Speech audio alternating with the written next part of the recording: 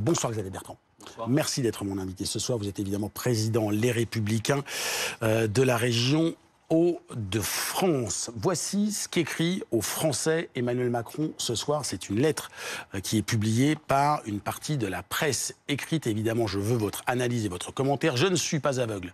Je mesure le malaise démocratique. Oui, la manière de gouverner doit changer profondément. Autre citation du président de la République. Vous pouvez me faire confiance pour agir jusqu'en mai 2027. Comme votre président, protecteur à chaque instant de notre République. Est-ce que vous partagez l'analyse? Est-ce que vous partagez la stratégie? Il est où le mea culpa sincère du président? Il est où? Il y a une explication sur le pourquoi la dissolution. Assez longue explication dans cette lettre où il reconnaît qu'il a... Est-ce qu'il comprend pourquoi les Français lui en veulent?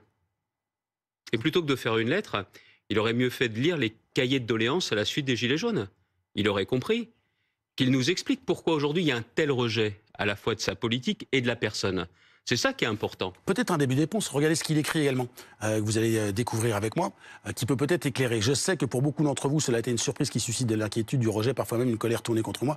Je la comprends et je l'entends. Est-ce que ça ressemble plus au mea culpa que vous appeliez de vos... Mais non, parce que ce qu'il faut, c'est un mea culpa sincère. Qu'il nous dise comment ça se fait qu'il n'a pas compris la crise des Gilets jaunes, qu'il n'a pas compris qu'à 1,50 €, partie des Gilets jaunes est venue saccager l'Arc de Triomphe, et que quand l'essence a été à 2,20 €, là, ils se sont dit, tiens, il n'y a pas de réaction, ça passe crème, on continue. Il faut comprendre. Pensez à les agriculteurs. Les panneaux à l'envers à partir du mois de novembre, et c'est seulement après qu'il dit, tiens, on a une crise.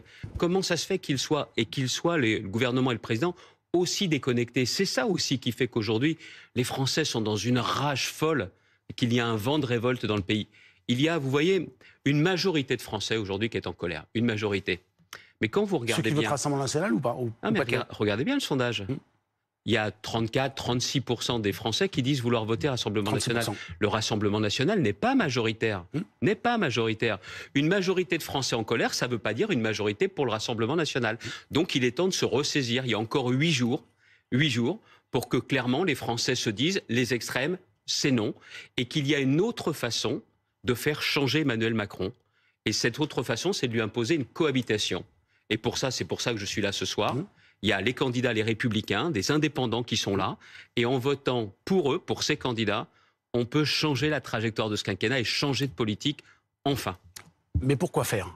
Je vais au premier tour, je vais voter candidat républicain. Donc, combien sont-ils et qu'est-ce que ça change? Parce qu'il y a évidemment ce premier tour, je l'entends. Aussi, j'imagine, on entendra Mme Evren qui a évoqué il y a l'envie de sauver ce parti-là, ce que je comprends. Mais qu'est-ce que vous faites après? Avec qui vous gouvernez? Avec qui vous faites cette cohabitation? Ça va au-delà. Ça va au-delà de sauver le parti.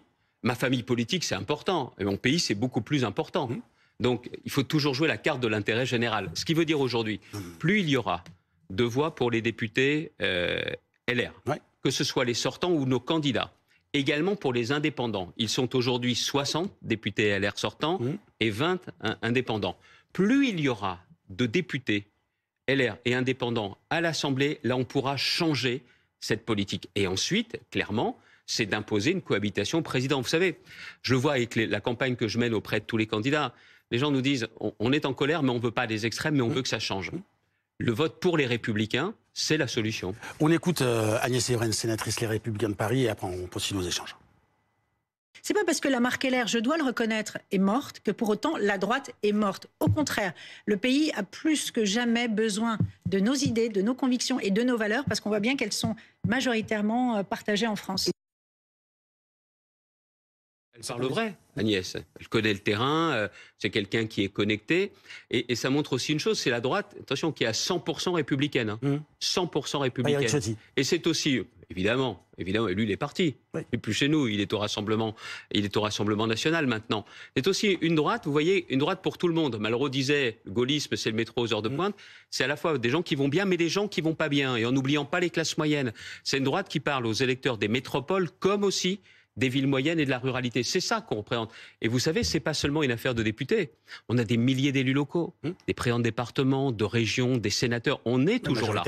Mais c'est vrai que là, avec ces élections législatives, c'est l'occasion, grâce à l'implantation de nos candidats, de pouvoir justement changer cette donne. Je reprends vos termes. Forcer Emmanuel Macron à une cohabitation.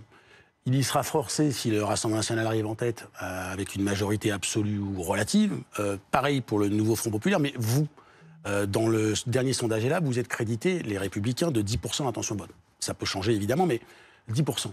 Comment vous forcez et avec qui vous vous alliez pour gouverner? Attendez, vous avez raison.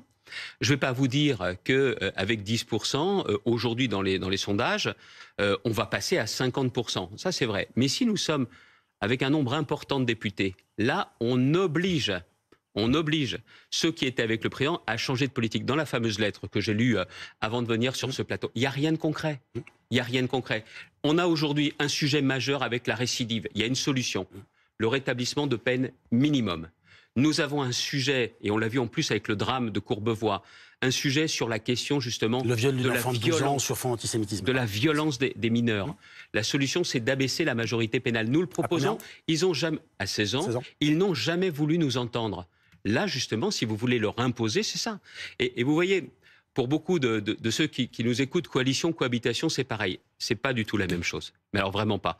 La cohabitation, François Mitterrand en a connu deux, Jacques Chirac une, c'était des opposants qui prenaient la main et qui obligeaient à un changement de politique. Eh bien, c'est ça, justement, que nous proposons, parce que, vous voyez, beaucoup de Français veulent sanctionner le président de la République. Il y a une autre façon de le sanctionner que de voter pour les extrêmes, c'est de lui imposer une cohabitation. Que ne l'avez-vous fait avant? Vous n'étiez pas député, voilà, mais votre famille politique, qui aujourd'hui est divisée. Et inversons pas les rôles. Inversons pas les rôles. Le président de la République... Je ne parle pas des 7 dernières années, où vous n'étiez pas aux affaires, évidemment. En 2022, le président de la République, il gagne la présidentielle. Le fond de la guerre en Ukraine change radicalement la donne, mais il gagne la présidentielle. Mais il perd les législatives. Pourquoi? Les Français lui disent, on ne veut pas que tu continues comme aujourd'hui. On ne veut pas question. On veut que tu changes. Et lui, qu'est-ce qu'il a fait? Il n'a rien changé. Il a gouverné à coup de 49.3, qui est un outil constitutionnel, c'est vrai, mais il n'a pas tenu compte de la vie des Français. La réforme des retraites n'aurait jamais été la même. On aurait été beaucoup plus loin en termes de sécurité, d'autorité, de fermeté, mais il n'a pas voulu le faire. Et là, il prend une des décisions les plus graves qui soient pour un président, au pire moment. On a pu constater le niveau de fièvre, de colère dans le pays aux européennes. Et le président dit, on va reprendre la température dans 3 semaines. Vous croyez quoi? Puis à force de parler, vous savez, c'est un peu comme aux européennes, plus il parle, c'est contre-productif. Plus il énerve, bien évidemment, nombre de nos concitoyens qui, en colère, en oublient même, on oublie, non, ils savent ce qu'ils font. Ils sont tellement en colère qu'ils ne veulent plus regarder que le Front National, aujourd'hui, c'est à la fois une incompétence économique terrible. Je les connais dans ma région, je sais ce qu'ils ne savent pas faire, diriger l'économie, parce que vous savez, l'économie, c'est pas l'économie au sens large, c'est les économies des Français. Et puis, les retraites, ils en sont où sur les retraites?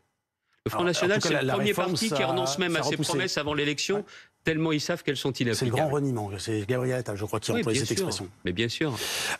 L'une des volontés d'Emmanuel Macron affichée en faisant cette dissolution, c'est la clarification. Il y a une clarification très claire, en tout cas dans votre parti, les Républicains, c'est le départ d'Éric Ciotti, qui a donc rejoint le Rassemblement national de Jordan Bardella, et ils étaient tous les deux face au MEDEF.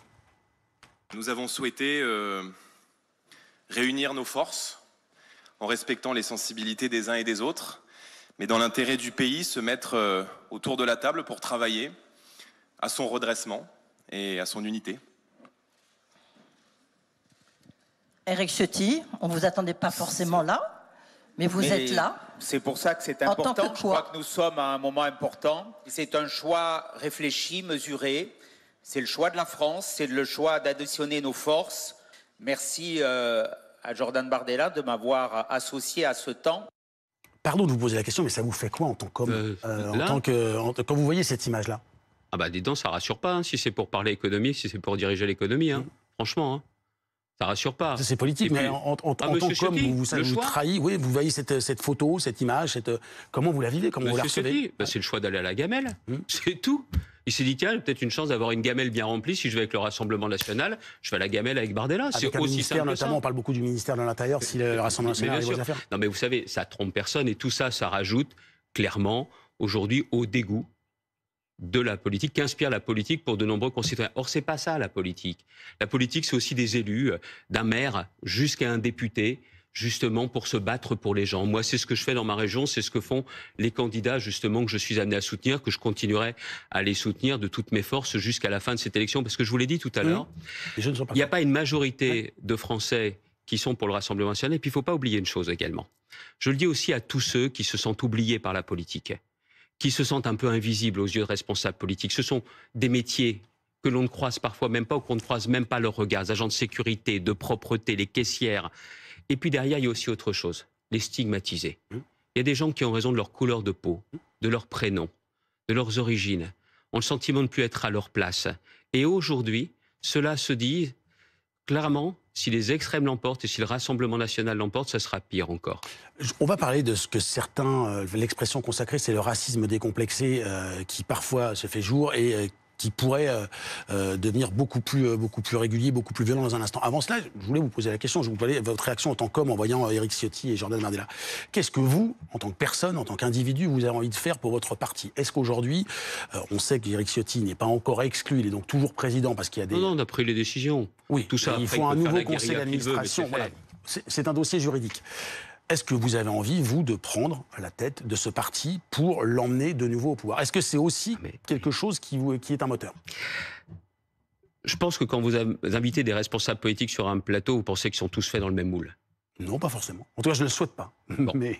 Eh bien, si vous ne le souhaitez pas, je vais vous dire, je ne suis pas comme ça. Moi, je prends les choses marche par marche. Et la première marche, je me bats pour éviter la victoire des extrêmes. Et les filles et le Rassemblement national, je ne veux pas d'eux la tête du pays. Parce que ce ne sont pas les diviseurs qui vont pouvoir rassembler un pays qui est éminemment fracturé. Ce n'est pas eux qui vont trouver les solutions. Entre les propositions à des centaines de milliards d'euros, la France insoumise, à des dizaines de milliards d'euros aujourd'hui du Rassemblement national. Vous avez les gens qui vous disent, paraît qu'il n'y a plus de sous, et ils sont tous avec le chéquier ouvert. Mais ils se moquent de qui? C'est le propre d'une campagne électorale, une promesse. Non. Non, parce que justement, il y a un truc. Il faut arrêter de prendre les gens pour des gens pas capables de regarder.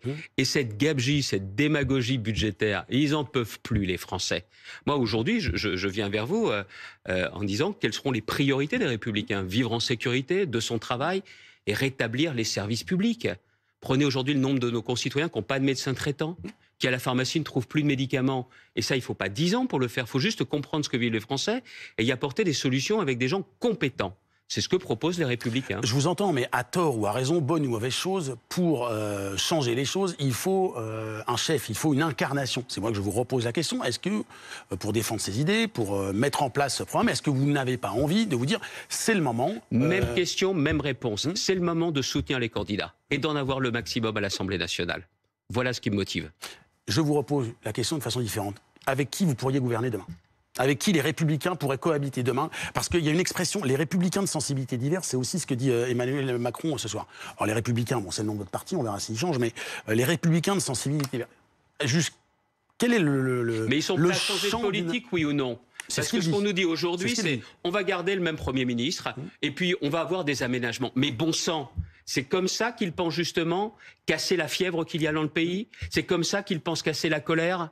C'est comme ça qu'ils pensent justement continuer à laisser aller notre système de santé vers le précipice avec des soignants qui n'en peuvent plus? Ils ne se rendent pas compte des difficultés que vivent nos concitoyens pour se loger? C'est un changement en profondeur. Ce n'est pas des petits aménagements pour qu'on ait des places ou qu'ils aient des places. C'est d'avoir une politique qui remette la France sur les rails. En plus, on est dans une situation comme jamais on en a connu, à part peut-être mai 68, 1961. On a 1000 milliards d'euros de dette. Une classe moyenne qui n'y arrive plus. La guerre aux frontières de l'Europe. Et là, on en est à se poser la question, bon alors, comment ça va se passer? Qui va être ministre? Qui peut être Premier ministre? Mais on s'en moque de ça. Ce qu'il faut déjà, c'est redonner un espoir et déjà la conviction que la victoire des extrêmes n'est pas une fatalité. Parce que si je viens ce soir, et si je vous dis les choses avec toute mon énergie, c'est parce que les jeux ne sont pas faits. Mais j'aimerais bien que tout le monde en ait conscience que les jeux ne sont pas faits. Et que quand on a, avec une élection législative, un Front National qui a plus de 30%, il peut avoir la majorité absolue. Ce n'est pas une présidentielle où il faut 50,01. Et ça, c'est aussi la responsabilité de M. Macron. Alors jusqu'au bout, moi, je me battrai pour qu'on montre très clairement que si le RN n'est pas majoritaire, eh bien, il ne faut pas qu'ils aient la majorité. Mais sur le coup, ça vous fait ce soir, Xavier Bertrand, un point commun avec Emmanuel Macron, qui dit « Allez-y, votez, c'est pas fini ». C'est aussi quelque chose, sur le coup, il va au bout de sa démarche en disant « On va clarifier la situation ». Donc plus il y aura de gens qui iront voter, plus la situation sera claire. On a un point commun avec M. Macron. On a battu 2 fois Mme Le Pen. Mais lui, entre 2 présidentielles, Front National a augmenté. Moi, j'ai battu 2 fois le Front National, mais moi, le Front National a reculé de 17 points. Pourquoi ?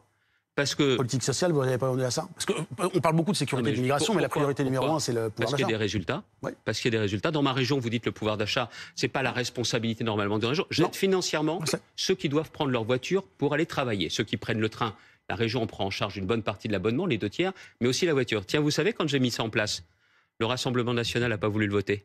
Pourtant, c'est des dizaines de milliers de salariés qui en bénéficient. J'aide les gens qui bossent dans ma région. Le Front National n'avait pas voulu voter à l'époque. Pourquoi ? Oui. Parce que c'est un parti protestataire. Eux, ils vivent des problèmes des Français, des problèmes du pays. Leur ADN, c'est pas de trouver des solutions. Et là, vous voyez, malgré l'aplomb que présente M. Bardella, le fait qu'il soit en train de renoncer à ses engagements, c'est parce qu'ils ont peur. Il les repousse en tout cas. S'il renonce, il les repousse. Ah oui, M. Bardella, c'est monsieur dans un second temps. Maintenant, si on prendra la décision dans un second temps... Après le et en même temps, c'est dans un second temps. Exactement, c'est exactement ça. Pourquoi ? Parce qu'ils savent qu'ils ne sont pas prêts, qu'ils n'ont pas les solutions. C'est ça la vérité. Regardez Mme Le Pen. Vous avez dit vous allez voir dans 3 ans, vous allez voir ce que vous allez voir. Bah, si elle a des bonnes idées, pourquoi elle n'y va pas ? Peut-être parce qu'elle a des rendez-vous judiciaires dans quelques semaines ? Et notamment sur l'affaire des attachés parlementaires européens. Mais je vous entends, mais dans un fonctionnement politique de campagne électorale où on promet beaucoup, vous appelez à la responsabilité, notamment budgétaire. Non, justement, vous appelez, notamment vous, à la responsabilité budgétaire. Comment vous voulez que ce soit audible pour les téléspectateurs ? Dans ma PQR de Michel Galabru, il dit votez toujours pour les candidats qui en promettent le moins, vous avez moins de chances d'être déçus. Elle est formidable cette phrase. Oui, mais elle est sans doute vraie. Plus il y a d'espoir, plus il y a de déception possible. Eh bien, regardez bien les LR. À nous, ce n'est pas le concours Lépine des propositions auxquelles plus personne ne croit. Plus personne n'y croit. Celle de la France Insoumise, celle du Rassemblement National, même celle du Premier ministre, où les gens vous disent « mais si vous avez des bonnes idées, pourquoi vous avez attendu 7 ans pour les sortir ?» Ça ne trompe plus personne. Ils préfèrent avoir des gens solides, sérieux, qui ne promettent pas la lune, mais qui vous montrent avec leur énergie et leurs priorités comment ils vont se battre pour eux. Mais est-ce que votre parti s'est endormi sur ses lauriers à force d'avoir été au pouvoir, puis dans une forme d'opposition, mais avec ce statut de parti majoritaire d'opposition, est-ce qu'il ne s'est pas endormi ? Il n'a pas laissé sa créativité, son ambition, son combat ? Non, vous avez raison. Vous avez raison, parce que, clairement, il faut se remettre en question. D'ailleurs, c'est ce que j'aurais aimé que le président de la République fasse, se remettre en question. Parce que, du bout des lèvres, on a peut-être fait quelques erreurs. Non. Quand on s'est trompé, il faut le dire. C'est quoi la principale erreur de votre point de vue ? Des Républicains, mais de votre point de vue ? De penser qu'on allait être une force d'appoint. La droite républicaine, sa vocation, c'est de redevenir une force centrale qui rassemble. Et je vous dis, qui rassemble tout le monde, qui cherche à rassembler tout le monde. Les dernières fois que nous l'avons faite, c'était notamment avec Nicolas Sarkozy en 2007. Et là, on a bouleversé les codes, on a dépassé les clivages. Et c'est cette ambition avec laquelle il faut renouer. Ce n'est pas une ambition pour nous, c'est que du coup, ça permet que les Français se disent, notre pays, on peut en être fier parce que nos enfants ont vraiment un avenir qui se dessinera mieux que ce que nous vivons, nous, aujourd'hui. Et c'est de ça dont la droite républicaine doit être porteuse. Mais vous dites, alors quelle différence vous faites entre ne pas être une force d'appoint et participer et forcer à une cohabitation ? Quelle est la nuance ? La nuance, c'est qu'on soit le plus nombreux possible le dimanche prochain et le 7 juillet. Parce que plus nous serons nombreux, plus nous changerons le cours des choses. Et comme je vous le disais tout à l'heure, les jeux ne sont absolument pas faits. Mais il faut aussi que tous nos responsables, politiques, publics, je le fais ce soir, j'essaye de le faire aussi bien que nos candidats sur le terrain, se battent. Et ne se battent pas pour eux, ils se battent pour les Français. Je voudrais qu'on évoque le cas d'une vidéo qui a circulé chez nos confrères d'Envoyé spécial, où on voit une jeune femme qui est aide-soignante, elle est noire de peau, elle s'appelle Divine, et où elle est filmée, injuriée par ses voisins qui ne cachent pas qu'ils sont sympathisants du Rassemblement national. Les mots sont assez clairs, bonobo, référence au singe évidemment, dégage, va à la niche. Voici ce que dit Marine Le Pen à nos confrères de La Voix du Nord, je pense à votre région. Est-ce que c'est raciste, ce va à la niche ? Moi-même, je peux le dire à l'égard de mes amis, c'est vous qui tirez la conclusion que c'est raciste du fait de la couleur de peau de la victime. Ça, c'est scandaleux. Qu'est-ce que vous répondez à Marine Le Pen ? Ça en dit long, hein, la réaction de Marine Le Pen. Si elle ne voit pas où est le racisme dans les propos violents de cette dame à l'égard de l'aide-soignante, c'est qu'elle ne peut pas, justement, peut pas gouverner le pays. Elle ne peut pas être présidente de la République quand on a ce comportement, quand on a cette idée-là. Quand on dit « va à la niche », ça veut dire quoi ? Qui est-ce qui va à la niche ? Les chiens. Ben voilà. Donc, cette voisine, dont visiblement le mari elle-même affiche de M. Bardella, Ils disent, va la niche, t'es qu'un chien, t'es qu'une chienne. Non mais ça veut dire quoi ça? Et Madame Le Pen trouve le moyen de chercher à l'excuser et essaye de traîner dans la boue l'aide-soignante dans la Voix du Nord. C'est ça qu'il y a dans le reportage. Ce que dit l'extrême droite, c'est que cette personne, elle a aussi des liens ou enfin, je sais pas, sympathisante du Parti communiste. Et qu'en gros, on est dans un débat politique et que ça, c'est pas raciste. C'est la réponse que l'on peut retrouver sur les forums de l'extrême droite ou dans le racisme est autre chose que droite-gauche, Parti communiste, RN. C'est autre chose. Ben, c'est pas seulement ça. C'est que ça renvoie à la nature humaine. Je vous parlais tout à l'heure des stigmatisés de la République. Tous ceux qui aujourd'hui ne se sentent plus à leur place. Regardez comment ça libère la parole, la situation politique. Et les propos de Madame Le Pen, c'est une honte. C'est une honte pour un responsable politique de dire cela. Et d'une certaine façon, de cautionner. Mais vous savez, ça ne m'étonne pas. Front National, ils cherchent à plaire tous les jours à ceux qu'ils ont en face d'eux. Pour ne pas froisser les gens qui parlent comme cet odieux personnage, bah on dit qu'elle n'a pas tort. Le Front National, c'est simple. Hein, ils sont belges avec les Belges, italiens avec les Italiens, américains avec les Américains. Dites-moi ce que vous avez envie d'entendre, je vais vous le dire. C'est pas comme ça qu'on fonctionne. Mais les propos qui ont été tenus, rapportés par envoyé spécial, chez envoyé spécial, mais surtout l'attitude de Marine Le Pen, ça en dit long. Ça en dit long sur ce qu'est aussi la réalité de ce que pensent nombre de responsables de ce parti, mais qui cherchent aujourd'hui à se dissimuler. Ils avancent masqués. Je vous entends, et on a quand même le sentiment, quand on regarde, que quand on attaque Marine Le Pen là-dessus, sur ces questions-là, ça la renforce. Non, ça la renforce pas. Ça la renforce pas. C'est qu'on va me dire, faut pas utiliser ces arguments. Si, parce que c'est aussi la réalité du Rassemblement national. Et il y a aussi autre chose. C'est que le Rassemblement national, par son attitude, par les propos de Mme Le Pen, continue à stigmatiser de nombreux Français et continue à opposer les uns les autres. Mais on va aller jusqu'où comme ça? On va aller jusqu'où comme ça? Surtout qu'en plus, de l'autre côté, vous avez monsieur... que ça peut devenir très violent au lendemain du... Surtout, vous avez monsieur Mélenchon. Monsieur Mélenchon, jamais il ne gouvernera le pays. Jamais. D'ailleurs, vous regardez le nombre de candidats de la France insoumise, ils sont 200, 220. C'est pas avec ça que vous avez une majorité absolue. Et puis lui, surtout... Un trouillard comme M. Mélenchon n'est pas capable d'assumer les responsabilités. Clairement, clairement. Donc, ce n'est pas lui qui gouvernera. Mais lui, il a une idée en tête. C'est de créer des affrontements. Et lui, c'est le meilleur agent électoral du Rassemblement national. Il y a beaucoup de Français aujourd'hui qui votent Rassemblement national. Certains ont envie, disons, on ne les a pas essayés, même si c'est pire demain, ils ne sont pas prêts à l'entendre. Qui votent Front National par rejet de M. Macron, et puis d'autres par peur de M. Mélenchon. M. Mélenchon ne gagnera pas. Lui, il souhaite que le Front National accède au pouvoir pour justement lancer une forme d'insurrection dans le pays. C'est quand même tragique. C'est l'agent électoral du Front National aujourd'hui. Et c'est ce qui me fait dire que décidément, M. Mélenchon dit « vous me connaissez ?» Non. Parce que ça fait quand même bien longtemps qu'il a adopté une attitude anti-républicaine. Et c'est aussi pour ça que je le combats, comme je combats le Rassemblement national. Ce sera ma dernière question. C'est quand même tragique de voir la situation que vous dépeignez de la France, à savoir d'un côté et de l'autre des extrêmes, avec des gens qui ne veulent pas gouverner, où ce serait l'enjeu. Au milieu, ce que parfois on appelle l'extrême centre. Et en fait, on a l'impression que tous nos choix d'électeurs sont faits en opposition. Mais pourquoi? Parce que la politique, aujourd'hui, n'apporte pas des résultats aux Français. Sur ce que je vous ai dit tout à l'heure, l'autorité, le travail, les services publics, pour ne citer que ces exemples-là. Si vous apportez des résultats, clairement, les Français déjà vous écoutent et il faut aussi aller plus loin, proposer un horizon, un avenir, de la confiance pour les enfants. Moi, dans ma région, si j'ai fait reculer en les battant le Front National de 17%, c'est tout simplement parce qu'il y a des résultats et que je me bats pour les gens. Ils ont le sentiment que les politiques se battent pour eux et que les politiques ne se battent plus pour les Français. Les candidats que je soutiens, comme moi, on essaye de se battre au maximum pour les Français. Mais vous ne le ferez pas en tant que futur président des Républicains?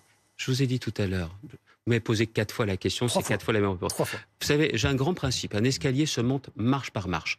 La première marche, c'est le premier tour, et encore une fois, les jeux ne sont pas faits. Et visiblement, la marche était trop haute pour moi pour obtenir une réponse. Merci beaucoup, Xavier Bertrand, d'avoir été sur le plateau ce soir du 120 minutes.